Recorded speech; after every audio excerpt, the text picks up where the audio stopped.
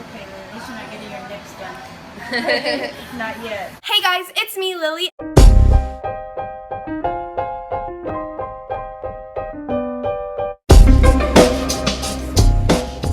And today I'm going to be doing a pros versus con video on my cartilage or my helix piercing. I did a video like this a while back on my nose piercing and you guys seem to like it, so let's get started. So number one pro, people aren't as judgmental about it. You shouldn't care what people think, and I'm gonna be straight up with you guys, but people are more judgmental about nose piercings and belly button piercings. That's just how it is. I don't know why, but I guess it's because this is just another ear piercing, and ear piercings are already very common, and it's easy to hide if you don't want someone to see it. I don't know how it is everywhere, but at least in my area, people aren't as judgmental about cartilage piercings. Like I said, it's easy to hide. You can just like cover it up really quick with your hair, or you can wear like a low pony and it'll cover it, but it's easy to hide if you don't want someone to see. Another pro is it's easy to clean. You just soak it. I'm gonna put a lot of comparisons between my nose piercing to my cartilage piercing.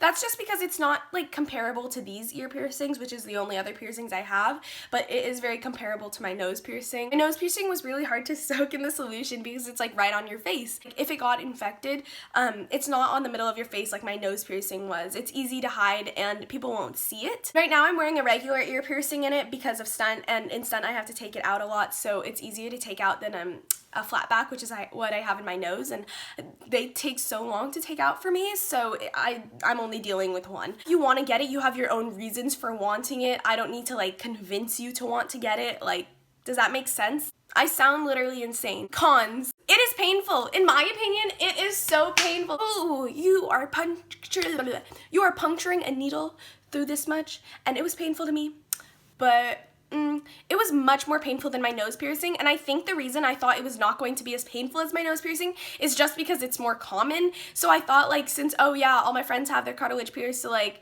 if they can handle it, I'll be fine. Like, not as many people have their nose piercing, so that must mean it's more painful. I guess that was my logic going into it, but it wasn't that painful, okay? It was just the mindset. I thought it was not going to be painful, so it was like a little surprise when that needle hit my ear. It wasn't completely instantaneous because con number two comes into play here.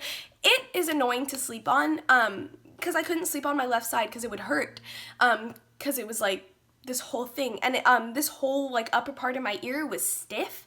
Like this side of my ear, it's like flexible, you know, like you can like it's like soft, but this part, it's still like very stiff. Not as stiff as it was before. It like would not move, and like it was so annoying to sleep on. Con number three, like I said, if it got infected, like there was a bump on my nose piercing, it's not going to be as visible just because it's on your ear, which is on the side of your head, so no one's seeing it straight on, but it does get infected easily, and I know this just looking at like people around my school and stuff having their cartilage piercing. I know a lot of people have to take piercings out for sports, and since this piercing is much more common, a lot of people like have to take it out when they're doing the sport, and it like leaves a bump, and I see it on my friends, like when people like let their cartilage piercing close up, there's like a bump, and it's a pretty noticeable scar, and it's really hard to get rid of that bump because it is such a stiff piercing because there's so much cartilage, if that makes sense. So it is a really stiff piercing, and it's hard to get rid of a bump. If you would like to clear up that piercing, another solution that works to clear this up, but it didn't work as well as it did on my nose piercing, is you take a aspirin pill and you crush it up, and then you mix it with a little bit of water, just a tiny bit, and a little bit of salt, and you mix it, and it's going to become a paste, and then you just lay it all over your ear. You could put a band-aid over it, let it sleep, do it or you sleep, not let your piercing sleep. That didn't make sense. Sleep. When you wake up, you clean it off with like a Q-tip and some water or alcohol.